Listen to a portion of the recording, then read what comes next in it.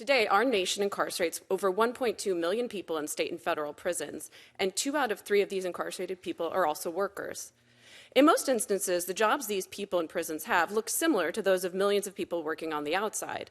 They work as cooks, janitors, and groundskeepers, or in laundries and factories. Outside the prison walls, incarcerated people provide vital public services, such as repairing roads, fighting wildfires, or clearing debris after hurricanes. They cultivate and harvest crops, some on penal plantations situated on land that was originally the site of slave plantations. But there are 2 crucial differences. Incarcerated workers are under the complete control of their employers, and they've been stripped of even the most minimal protections against labor exploitation and abuse. From the moment they enter the prison gates, they can be forced to work.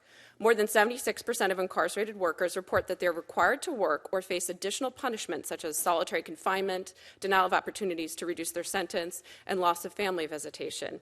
Illness, injury, disability, or physical inability to work often does not relieve them of work duties.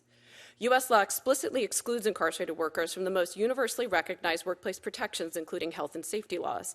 Incarcerated people sometimes work in dangerous industrial settings or hazardous conditions that would be closely regulated and monitored if they were not incarcerated.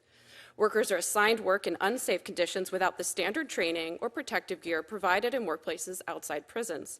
In numerous cases we documented nationwide, serious injuries and deaths could have been prevented with proper training, machine guarding mechanisms, or personal protective equipment.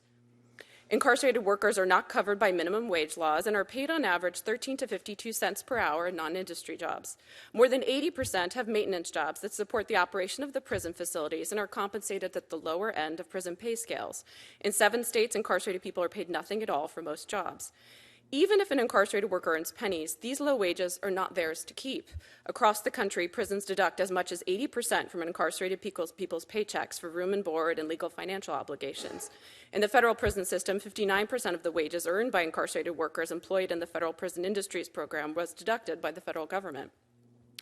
Prison systems charge incarcerated people exorbitant costs for basic necessities like phone calls home, decent food, hygiene products, and medical care. Families, many of whom are impoverished themselves, spend an estimated $2.9 billion a year on commissary accounts and phone calls. Over half of these families are forced to go into debt to afford the costs of a relative's conviction and subsequent incarceration. However, someone is profiting in the American prison system.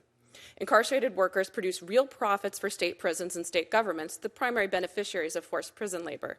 Nationally, incarcerated workers produce more than $2 billion a year in goods and commodities and over $9 billion a year in services for the maintenance of the prisons where they're warehoused. The captive labor system of American prisons hides the staggering cost of our country's bloated prison system.